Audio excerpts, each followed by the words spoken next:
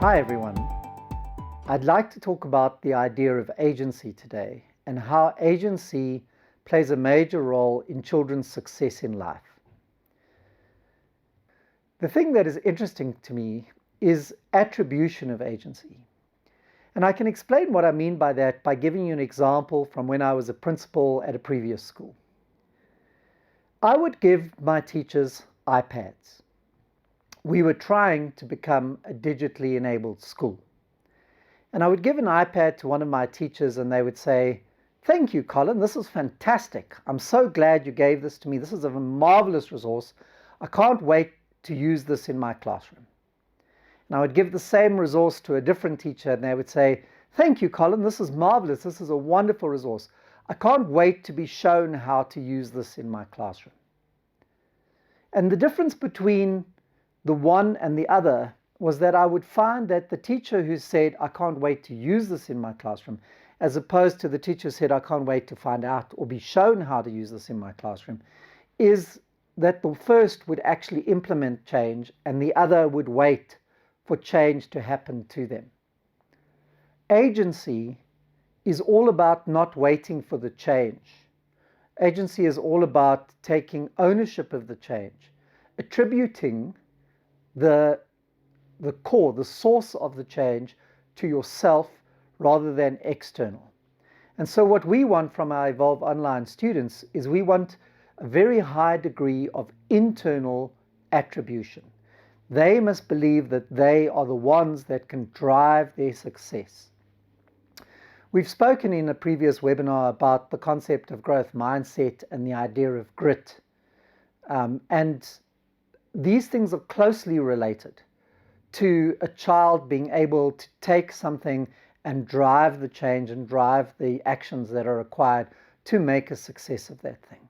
But what fascinates me and what exercises my mind is whether or not we as a school can break agency down into different building blocks so that we can concentrate on each of those in turn and help children discover and build their sense of agency. So what I'd like to do today is I'd like to just take you through a few of the blocks that I think are critical to a child developing an internal attribution of agency, and also speak to you as parents as to how you can make sure that some of these conditions exist in your household so that your child is likely to be more able to solve problems for themselves and not wait for someone to solve the problem for them.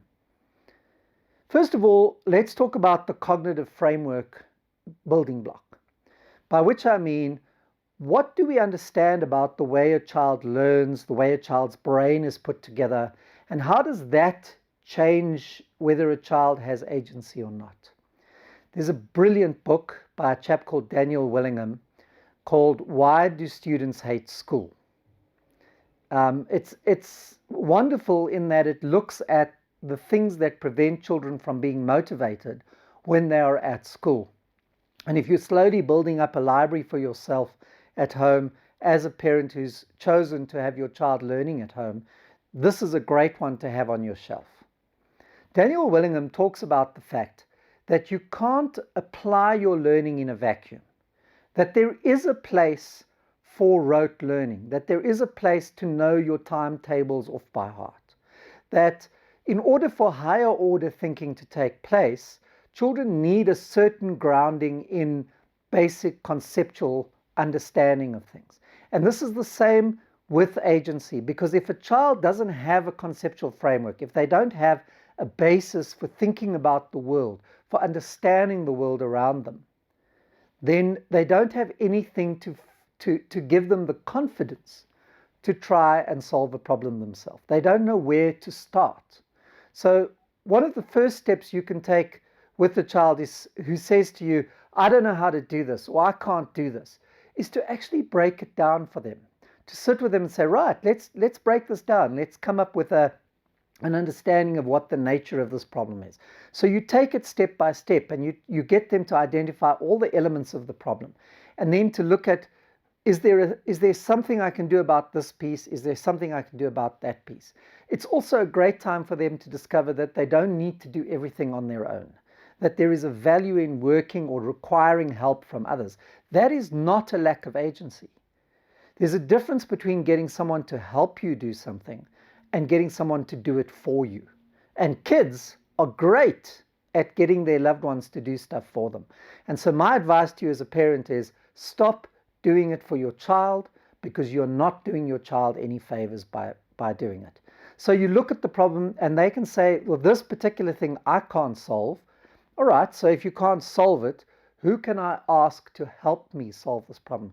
Where is the resource in terms of a person or an item that I need to make this work? Mom, I can't do this because I don't have the cardboard I need to do it. I don't have the money to buy that cardboard. All right, so what's the agency-based action involved in that? Is to go to dad, go to mom, go to uncle, grandpa, whoever is the significant other in that child's life, and to say, I need some cardboard, please can you help me do it?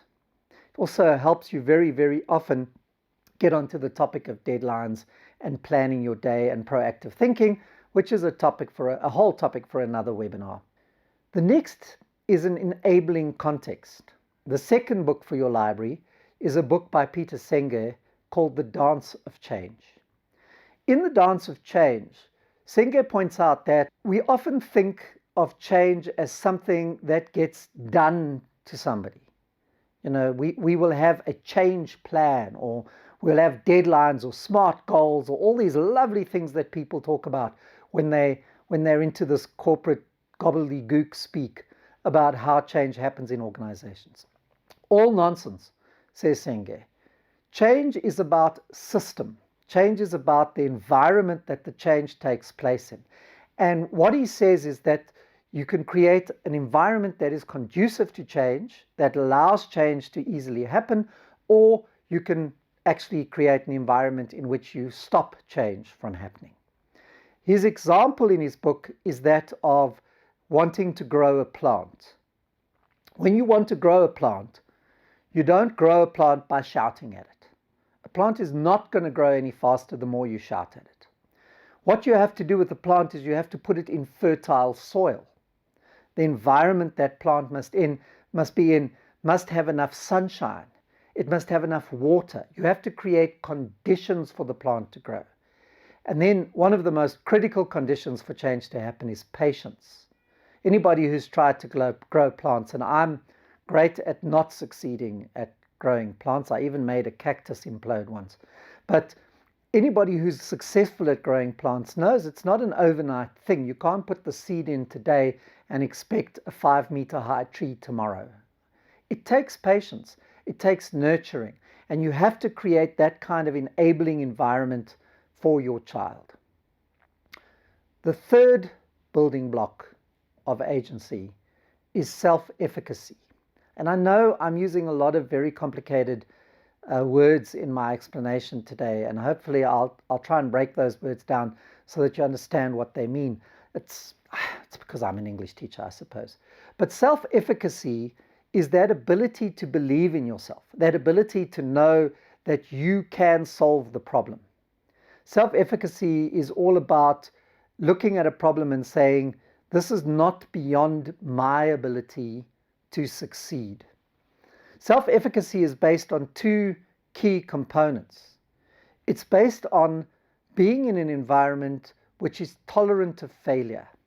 I've spoken about this many times when speaking about Evolve Online. We want the students of Evolve Online to fail. Doesn't sound like something you'd often hear a principal say. But let me be very careful and explain myself before all my parents pull their children out of our school. Okay, we want our children to fail up. We want them to understand that FAIL is an acronym for first attempt in learning. And after you fail, you sail. You get your second attempt in learning. And you need a third, you get a third. You need a fourth, you get a fourth. Make sure that failure is seen as a very important process of learning. If children aren't failing, they're not in the Goldilocks zone of their learning process. They're not in what's called proximal zone of development.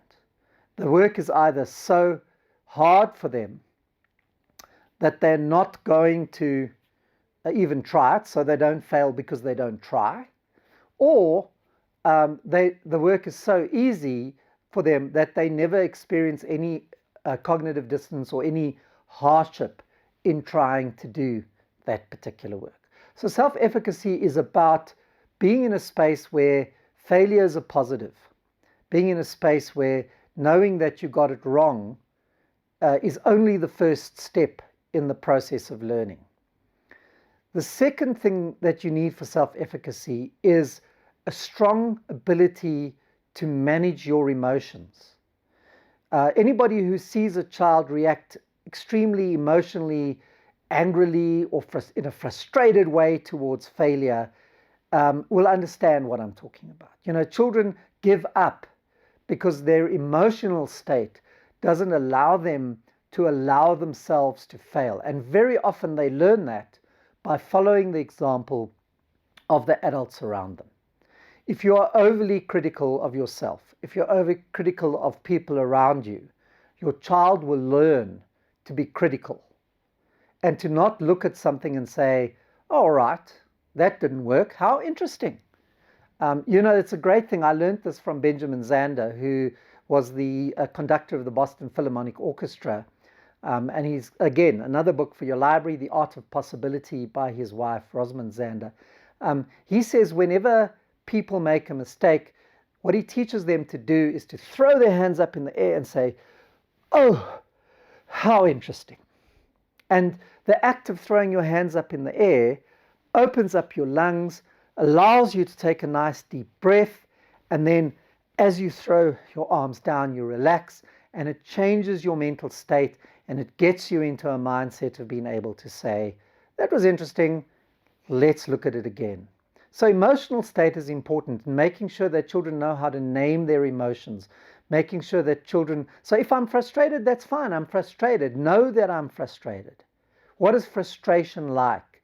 Get into a discussion with your child about that, and make sure that they realize that emotions are under their control, that they can actually change their emotional state. There are lots of tricks: breathing exercises, listening to music, going for a walk.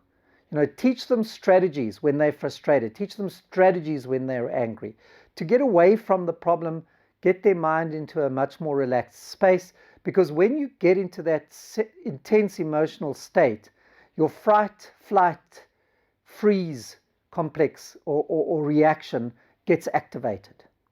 And when that happens, you can't think. There's a reason for it. You know, when our forebears were walking through the savannas and they saw a lion, they didn't just sit back and say, oh, there's a lion, how interesting, let me think about this lion. Let me calculate how fast the lion can run towards me. Let me get an estimate of the size of its teeth so that I can decide how deeply it's going to bite into my neck when it catches me. That's not the right reaction to have in the savannas when you see a lion. You either have to fight against that lion, you have to run away from it, and then you hope that you're with somebody who runs slower than you, or you have to freeze and hope the lion doesn't see you. These impulses deliberately shut down our thinking centers.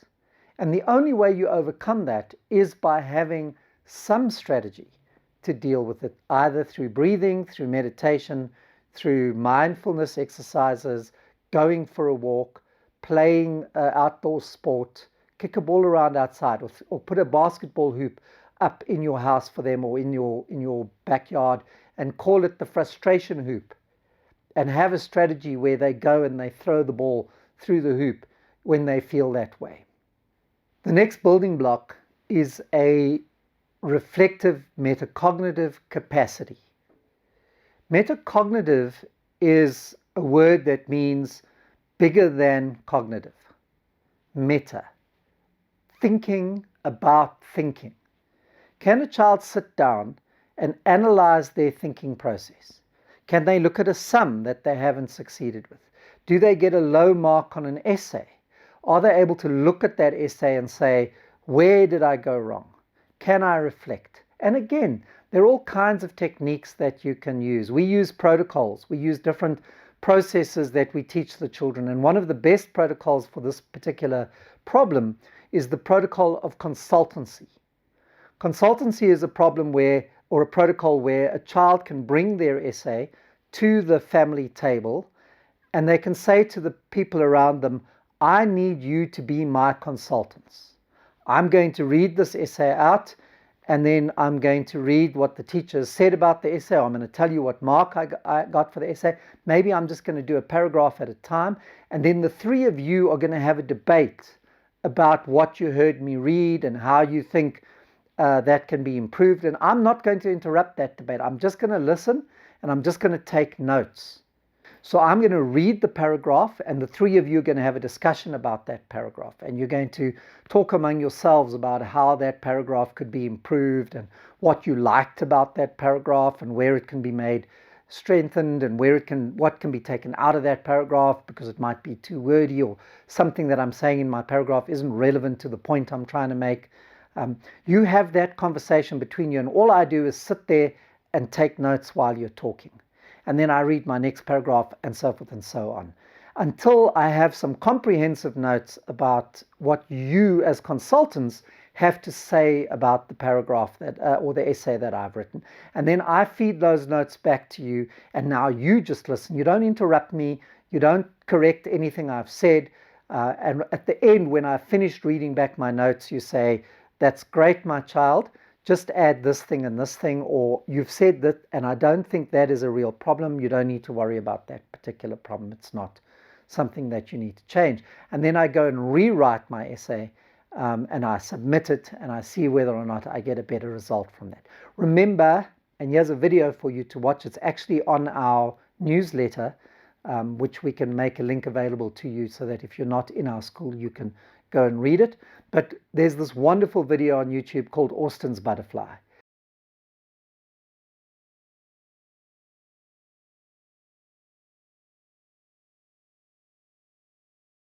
What would you guys say to teachers if they're not getting high quality work? Could they learn something from this? And what would you say to them that they could do differently in their classrooms? This is a story called Austin's Butterfly. And it's a true story about a first grade boy, and his name is Austin, and he goes to school, or used to go to school, in a town called Boise, Idaho. And in his class in Boise, Idaho, they were studying butterflies, and he had to do a project. His job in first grade was to draw a butterfly, and this is the butterfly that he picked. Austin had to use this photograph as his model, and he had to draw an accurate scientific drawing of this butterfly. This is called a tiger swallowtail. I knew it! Can you tell, Toby, why it's called tiger? Because it kind of has the stripes of the tiger right there. Good. So here was Austin's job. He was supposed to do a scientific drawing of that butterfly. But remember, Austin was only in first grade. And you know what he did? He forgot to look like a scientist carefully. He got his paper and he just started to draw the image of a butterfly that he had in his head. And he wasn't looking like a scientist, and so this is what he drew. Whoa. It's not bad, and it is a butterfly, but does it look exactly like this? No. No, it doesn't yet. It doesn't look exactly like this yet. And so they didn't look at this and say, good, Austin, you're done. They said, Austin, good start. Now we can start giving you critique so you can do a second draft and make it better, and a third draft and make it better, and you can make it much, much closer to this. And he was ready to go. All of the first graders in his critique group sat on the floor like you guys are, and they decided to split their advice into two kinds. First, just the shape of the wings. And then when the shape was right, they'd give him advice about the pattern inside the wings. Alia, what would you say? You can make it much pointier. Good. These wings could be much pointier. Who else would add something? Atak, what would you say? How about the angle? Because, not to be mean about Yes. the angle, it's just not exact, so... Okay, so show me. Come on up here, Atak. Show me what you would ask him to do slightly differently. like to make it a little longer, Longer where? Draw where you would do it. right there. Okay, so pull this out longer. Yeah. That's very specific, Atak. Thank you. Jamila, what would you say? It's like triangle? Good. Jamila, I love that. So you're saying more like a triangle shape. And I agree. Well, you know what? Those first graders came up with most of those same ideas. And you know what Austin said? He said, okay, I'll go try. And he went back to his seat and he drew this. Wow. Does this look more like a triangle? Yeah. Yeah. Did he go out further, like Atak was suggesting? Yes. Yeah. Did he add some jaggedness here, Yes. like Cindy? Did he get rid of that bottom thing? Yes. So he did listen to his friends and he made it better. It's not perfect. Toby, what would you say? I'd say don't put those little tail things so pointed in. I'd say put them more pointed down. Good. Okay, and Ethan, what would you say? I think you should make the wings like this, not like this. Okay, he listened to his friends and they said, this is really a lot better, Austin. That second draft really is better. Yeah, maybe you can make a third one. Good, maybe he could make a third draft. And so he did this draft. That's his third draft. That's his third draft, Hadley. That's just right. Elijah, what do you notice there? Well, one wing's more pointed than the other, and that side is a little bit higher than the others. Good. Coburn? Right here, it doesn't have the inside thing still. Ah, okay. Needs a little bit more of that notch. So, do you think maybe he should do a fourth draft? Yeah. Well, that's just what he said. He said, shoot, okay, I got round again. I'll go back and do a fourth draft. He listened. Does it look more even like Elijah was suggesting? Yes. Yeah, and does it look like it's coming out a little sharper, like Cindy was suggesting? And like Attack was saying, it's a little, the angle looks a little better. So now Austin was feeling really good. He said, am I ready to add some pattern? And they said, okay, why don't you try adding some of the pattern? And he did. He's good at it. He is so good. And then they said, Austin, you're ready for color. Really? Let's look at his last draft. Wow. And what do you think? Did it come out really good? Yeah. Yeah. Actually looks way. What do you think about how much progress he made? And Tak, what would you say about his progress? He made like a lot of progress. He persevered doing it. His friends were honest with him. What was it about the kinds of advice that they gave that allowed him to get better each time? Hassan? Well, they told him what was wrong about it. Did they say it's just wrong, or were they more specific than that? They were more specific, but they weren't mean about it.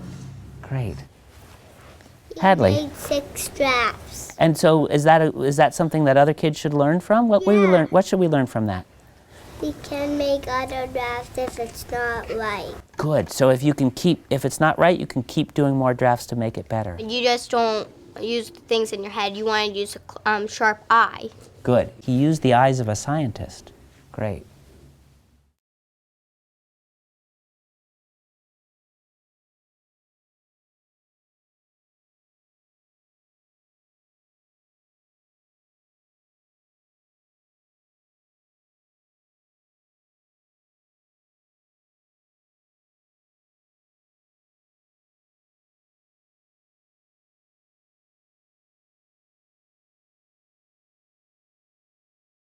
We should never accept a child's first attempt at something. We should always expect a child's best attempt at that thing. So they must learn that skill. The final building block for me of agency is about vision. It's about a child having a strong sense of purpose, an inspiring vision of a possible better future that is able to be achieved. And that you as a parent play a significant role in ensuring that your child has had. You see, one of the big problems with children, one of the things that they have to learn is to think beyond the now. Now, if we look at the cognitive development of children, we know that they do get better and better and better at this. One of the most fun ways to think about this is if you take a glass of water with a little child, you take a toy with a little child, and they're interacting with that toy, and then you hide the toy.